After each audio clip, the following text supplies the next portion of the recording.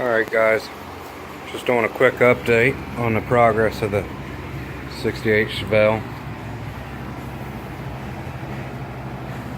Shaved the emblems, there's 69 fenders, so I shaved them. That's the previous repair there, and I just went ahead and kept it.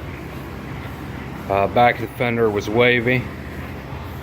I finally got the frame back underneath of it. Got the windshield out. Started to rot. I don't think I'm gonna have to replace this. I think I could save it. I've cut and repair that. I've got door sanded to bare metal.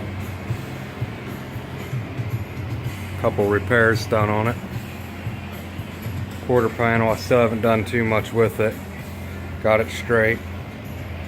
I did get some patch panels.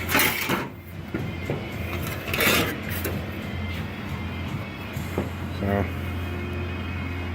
it won't cover everything, but it'll fix most of it. It's very nice quality. Not done anything with that rust hole yet. Just want to make a quick update. I'll keep you posted.